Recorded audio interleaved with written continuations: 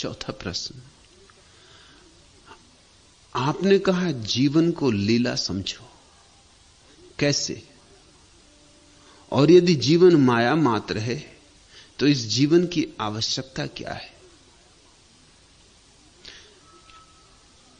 जीवन को लीला समझो, इस बात के कहने का यह अर्थ नहीं है कि जीवन लीला नहीं है और तुम्हें लीला समझना है। जीवन लीला है, तुम समझो चाहे ना समझो। जीवन का लीला होना तुम्हारे समझने पर निर्भर नहीं, जीवन का लीला स्वभाव है, यह सत्य है।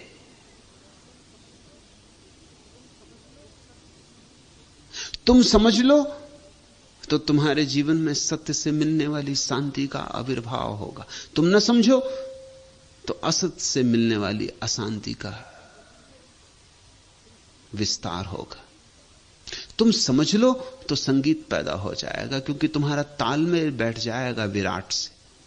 तुम न समझो तो तुम तालमेल के बाहर पड़े रहोगे, तुम्हारा छंद विराट के छंद के साथ न बैठेगा। वही दुख है। दुख क्या है?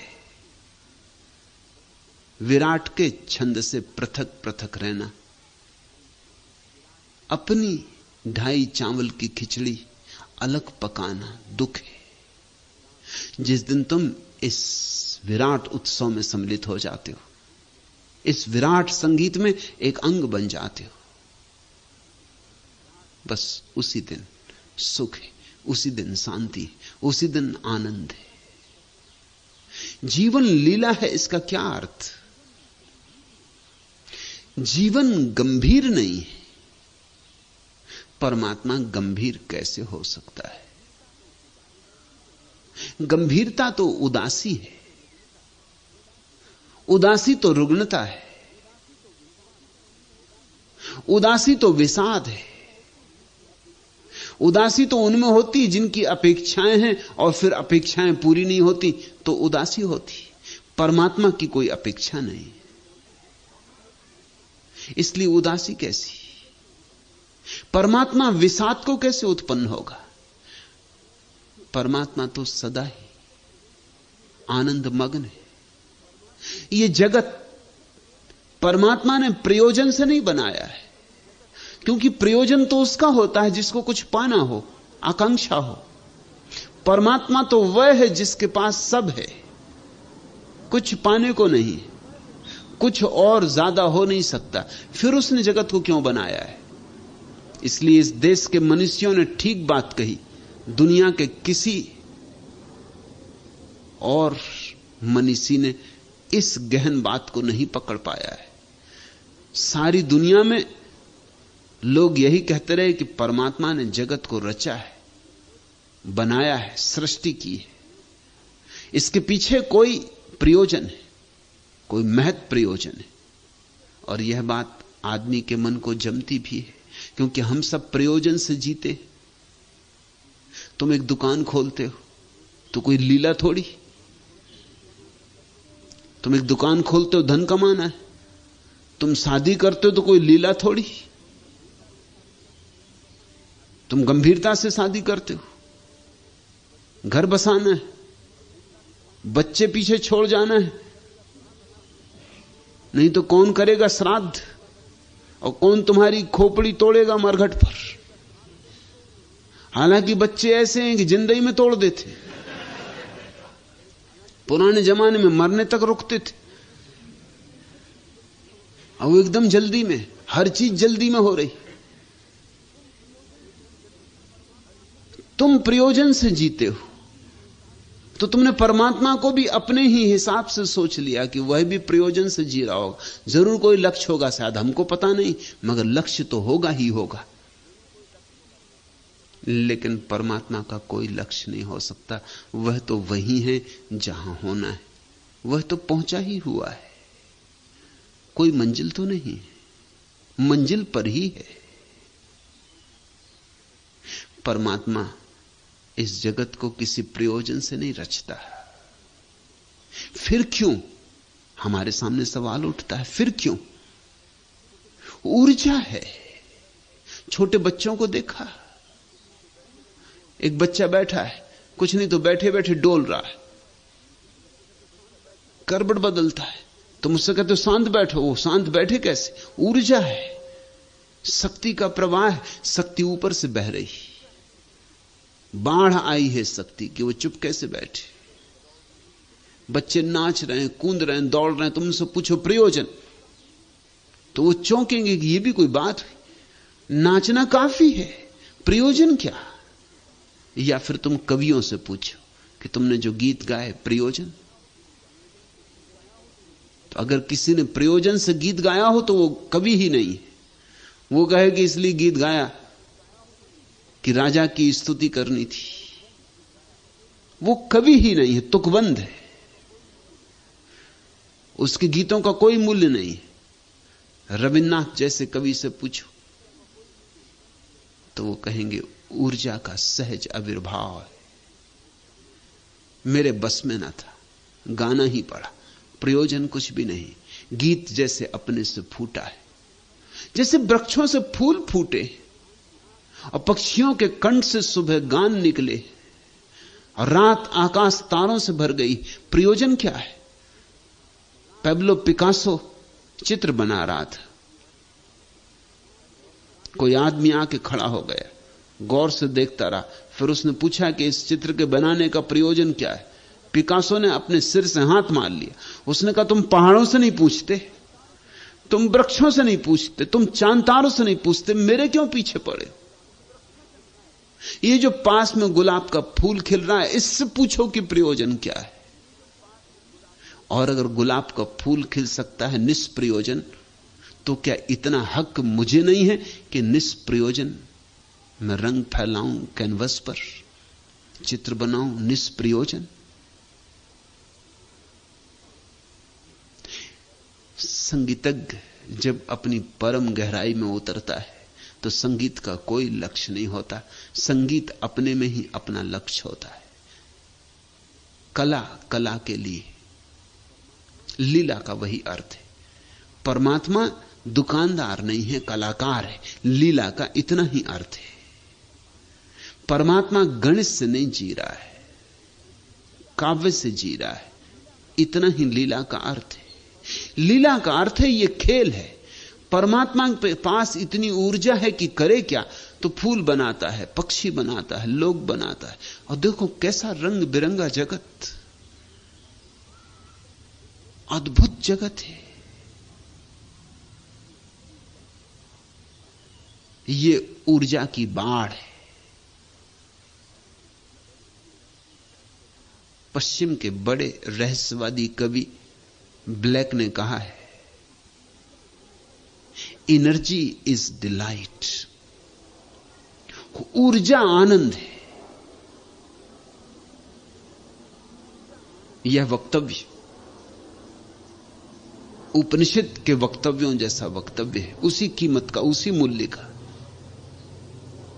जहां ऊर्जा है वहां ऊर्जा बहेगी और आनंद प्रकट होगा, वहां नृत्य होगा, गीत गाए जाएंगे, फूल खिलेंगे, और ऊर्जा अजस्र है, अनंत है, इसलिए खेल जारी रहेगा। तो मैंने जब तुमसे कहा कि जीवन को लीला समझो, तो मैंने ये नहीं कहा कि तुम समझोगे तो जीवन लीला होगा। मैंने इतना ही कहा कि जीवन तो लीला है ही, तुम समझोगे तो तुम्हें सद्बुद्धि आएगी। तुम्हारे नहीं समझने से जीवन में कुछ फर्क नहीं पड़ता, लेकिन तुम में फर्क पड़ता है। ठीक ठीक समझोगे तो जोड़ बैठ जाएगा, तरंग बैठ जाएगी, तुम्हारे तार परमात्मा के तार के साथ कपने लगेंगे।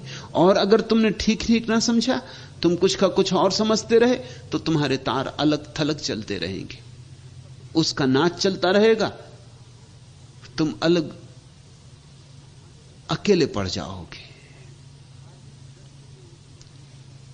धार्मिक व्यक्ति में उसको कहता हूं जिसने परमात्मा का लीला में रूप समझा और उस लीला में रूप में अपने को सम्मिलित कर दिया। अधार्मिक व्यक्ति मैं उसको कहता हूं जो प्रयोजन से जी रहा है। समझ लेना जरा मेरी व्याख्या को, क्योंकि अगर मेरी व्याख्या ठीक से समझ में आई तो तुम्हारे तथाकथित धार्मिक कहे जाने वाले 99% लोग मेरी व्याख्या के हिसाब से अधार्मिक हो जाएंगे, और बहुत से लोग जिन्होंने तुमने कभी भी धार्मिक की तरह नहीं सोचा वे धार्मिक हो जाएंगे।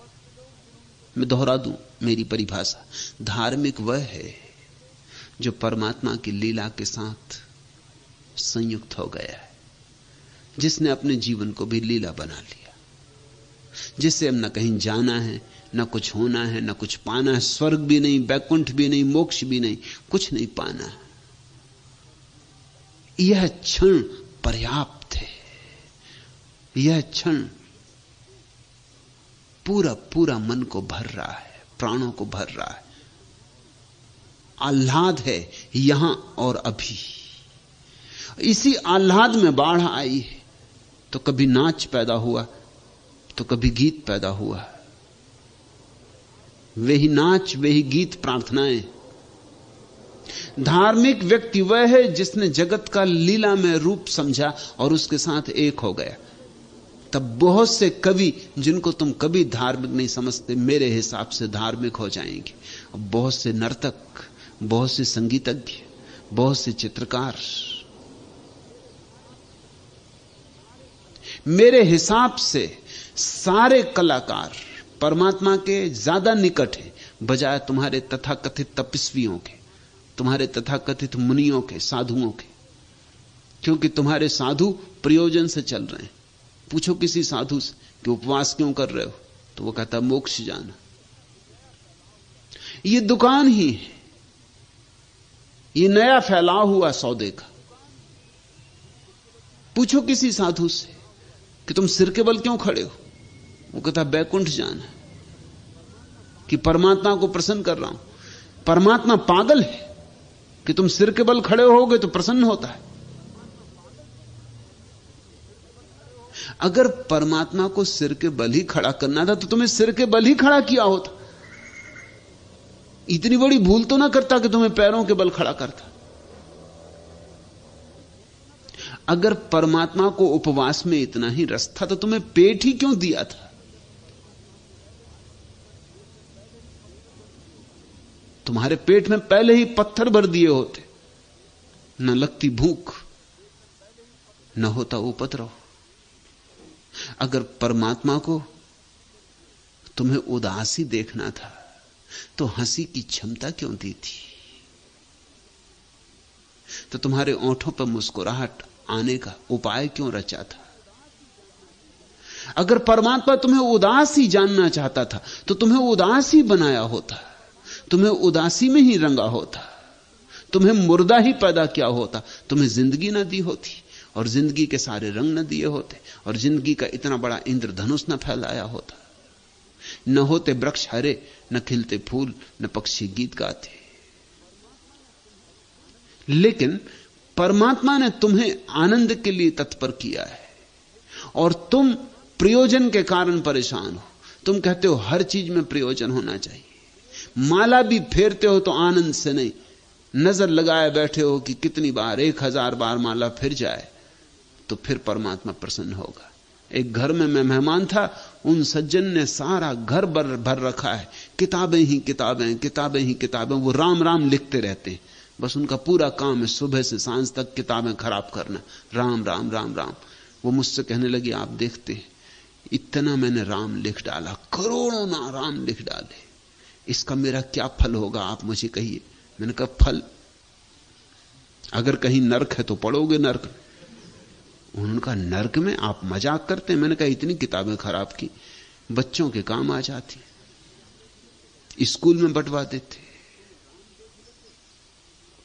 बच्चों में राम देख लेते, उनको किताबें दे देते, राम के काम आ जाती किताबें। तुमने व्यर्थ ही खराब कर दी। और अगर तुम्हें लिखने की धुन थी कि बिना लिखे रुक ही नहीं सकते थे तो कम से कम सिलेट पट्टी पर लिखते रहते हो, मिटाते रहते। किताबें क्यों खराब की? वो कहने लगे आप पहले आदमी जो इस तरह की बात कर रहे हैं, यहां तो मेरे घर में जो आता है वो ही कहता आप भी धन्य भागी,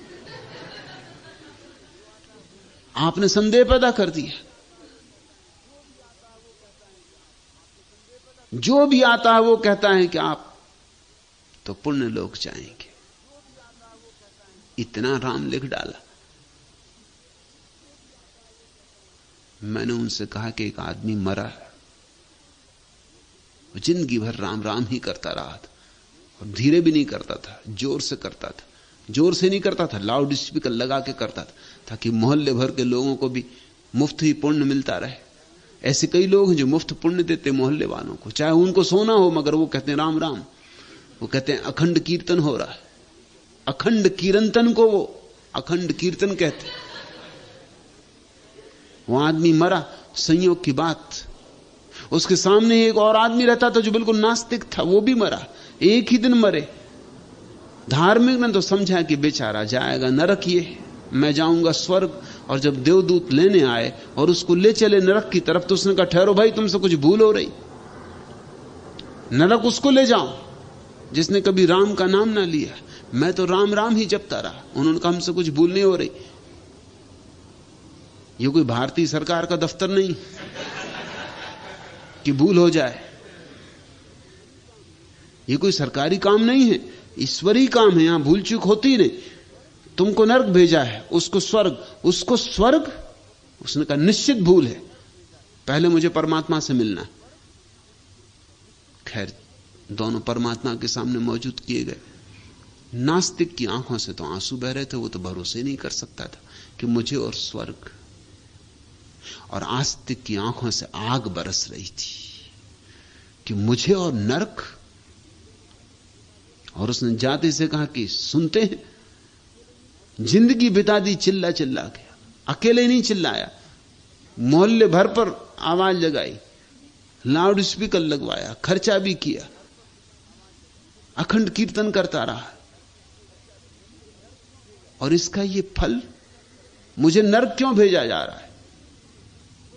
परमात्मा ने कहा इसीलिए कि तूने जिंदगी भर मुझे भी नहीं सोने दिया, अब तू स्वर्ग में रहेगा और लाउड स्पीकर लगाएगा, झंझट खड़ी होगी। यहां देवी देवताओं को सोने दे भैया, तू नरक जा, वहां लगाना लाउड स्पीकर, वहां तुझे जो करना हो करना। और इस नास्तिक को यहां क्यों बुलाया जा रहा? उसने कहा इससे मैं इसलिए प्रसन्न हूं तेरे कारण,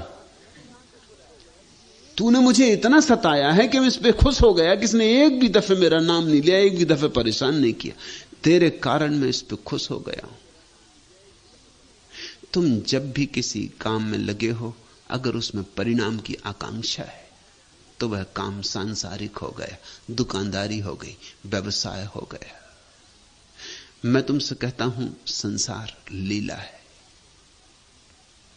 इसलिए मैं अपने सन्यासी को गंभीर होने को नहीं कह रहा हूं, उससे कह रहा हूं जीवन को मौज से लो, हल्के हल्के, नाचते नाचते, मुस्कुराते मुस्कुराते। यही तुम्हारी प्रार्थना, यही तुम्हारी उपासना। और तुम पूछते हो और यदि जीवन माया मात्र है तो इस जीवन की आवश्यकता ही क्या है? ठीक है, तर्क और गणित वाले विचार में ऐसा प्रश्न उठेगा ही, या तो होना चाहिए गंभीर मामला, तब तुम राजी हो, कोई महत्व प्रयोजन होना चाहिए। अगर कोई प्रयोजन नहीं है तब सवाल उठता है तो फिर इसकी जरूरत ही क्या है?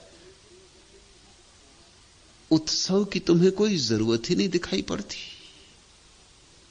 सहज आनंद की तुम्हें कोई अर्थवत्ता ही नहीं मालूम होती। कभी सुबह घूमने गए हो और अगर कोई पूछ ले कि इसका प्रयोजन क्या है, क्यों जा रहा है घूमने, कहां जा रहा है, और तुम कहो कि सिर्फ घूमने जा रहे हैं, इसमें कहां जाने का क्या सवाल है, सिर्फ घूमने निकले, और वो कहते फिर निकले ही क्यों? उत्तर चाहिए। अगर या तो दफ्तर जा रहे हो, ठीक, दुकान जा रहे हो, ठीक, कारखाना जा रहे हो, ठीक, पत्नी बीमार है दवा लेने जा रहे हो, ठीक, नॉन तेल लकड़ी के लिए जा रहे हो, ठीक। घूमने तफरी के लिए तुमने कोई लखनऊ समझ रखी? ये पूना है, पुण्य की नगरी है। कहां जा रहे हो? ये कोई लखनऊ तो नहीं। तो फिर तुम्हें बहाने खोजने पड़ते हैं। तुम कहते हो कि स्वास्थ्य के लिए, कि मैं प्राकृतिक चिकित्सा में विश्वास करता हूं, कि मेरा तीर्थ है उर्ली कांचन, सेहत बनाने के लिए जा रहा हूं। तब दूसरा आदमी राजी हो जाता कि फिर ठीक तो जाओ। मगर काश तुम कहो कि बस घूमने के लिए घूम रहा हूं, ये सुबह, ये ताजी हवा, ये पक्षी, ये सूरज का उगना, ये फिर प्रभात, ये फिर एक सुबह का आगमन पर्याप्त है।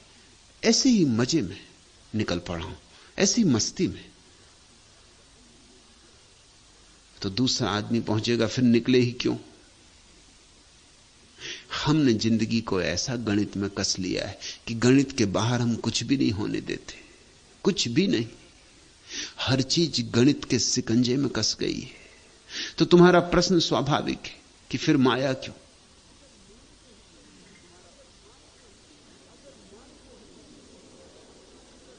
अगर मानते ही नहीं हो कि माया क्यों, तुम्हें उत्तर चाहिए ही चाहिए, तो यह रहा उत्तर।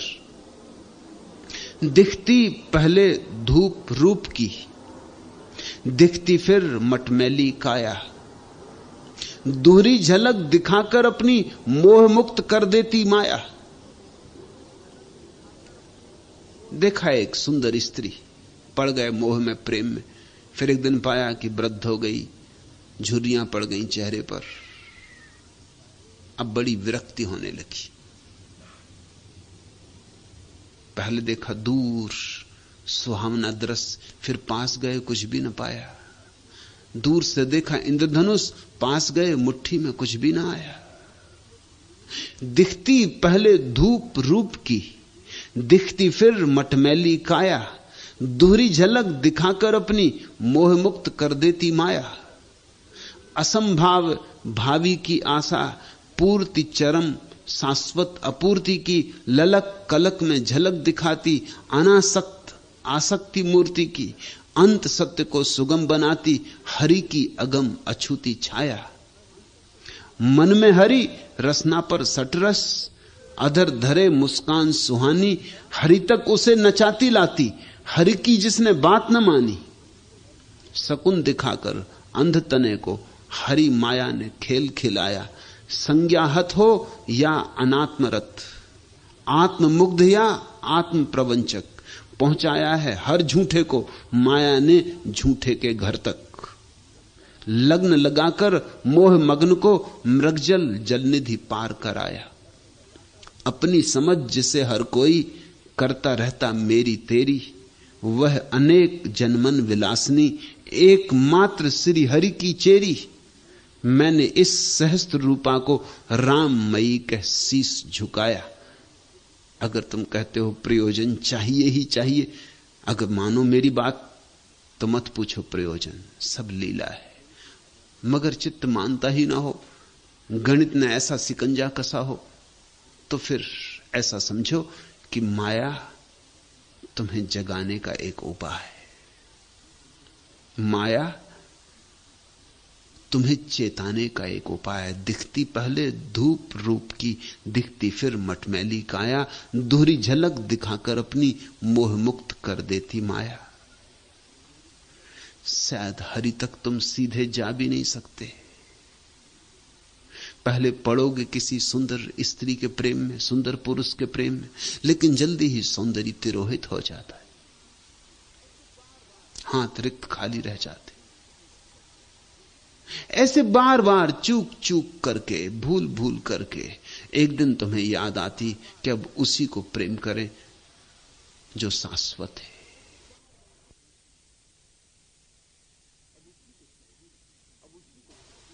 अब उसी को चाहें जिसे चाह लेने से सब चाहें मिट जाती। अब उसी को पालें जिसे पा लेने से फिर कुछ और पाने को शेष नहीं रह जाता है। हरि तक उसे नचाती लाती, हरि की जिसने बात ना मानी। तुम सीधे सीधे ना मानो तो माया तुम्हें मना देती। भटको, टूटो, रोगग्रस्त हो, हजार पीड़ाओं से भरो, सड़ो, सीधे नहीं मानते तो भटक भटक कर मानो। जागो, लग्न लगाकर मोह मग्न को मृगजल जलनिधि पार कराया। मैंने इस सहस्त्र रूपा को राममयी कह शीश झुकाया। लेकिन जो जानते हैं वो माया को भी नमस्कार करेंगे। यह भी उसी का खेल है। मैं तुमसे कहता हूं माया को छोड़ना मत, यह भी उसी की छाया है। परमात्मा प्रिय है, उसकी छाया भी प्रिय है। इसी छाया को अगर ठीक से समझ लोगे तो इसी छाया के माध्यम से तुम उसे समझ लोगे जिसकी यह छाया है। पर फिर भी मैं तुमसे कहता हूं, हल्के हल्के, गुरु गंभीर ना हो जाना। सदियों से गुरु गंभीर धर्म ने मनुष्य की बड़ी हत्या की है। सारे मंदिर उदास हो गए, मस्जिदें, मंदिर, चर्च मरघटों जैसे हो गए। त्यागी मत बनना। भोग में कहीं छिपा है भगवान, उसे वहीं तलाश करना। जब तुम भोजन करो तो कहीं स्वाद में उसे तलाश करना। इसलिए तो अद्भुत वचन कह सके उपनिषद, अन्नम ब्रह्म। ये कोई छोटे मोटे लोगों ने नहीं कहा। छोटे मोटे लोग तो अस्वाद सिखाते। उपनिषद कह सके अन्नम ब्रह्म, अन्न ब्रह्म है। सब सौंदर्य उसकी ही झलक है। जैसे चांद आकाश में निकला और झील में उसकी झलक पड़ी। जब कोई स्त्री या कोई पुरुष तुम्हें सुंदर मालूम पड़ता है तब झील में तुमने चांद देखा। सूफी फकीर जुन्नैद जब भी किसी सुंदर स्त्री को देखता था, भाव विभोर होकर उसकी आंख से आंसू बहने लग जाते, रास्तों पे खड़ा हो जाता था। अनेक बार उसके शिष्यों ने कहा, अच्छा नहीं मालूम होता, आप जैसा प्रसिद्ध पुरुष, आपके सैकड़ों शिष्य, आप किसी सुंदर स्त्री को देख के एकदम ठिठक के खड़े हो जाते। जुन्नैद का सुंदर स्त्री उसकी झलक है, उसकी आंख से आंसू बहने लगते थे, कृतकृत्य हो जाता था। जुन्नैद मुझे जमता है। सुंदर स्त्री में भी उसकी झलक, सुंदर पुरुष में भी उसकी झलक। झलक मात्र ही है, इसलिए जल्दी ही खो जाएगी।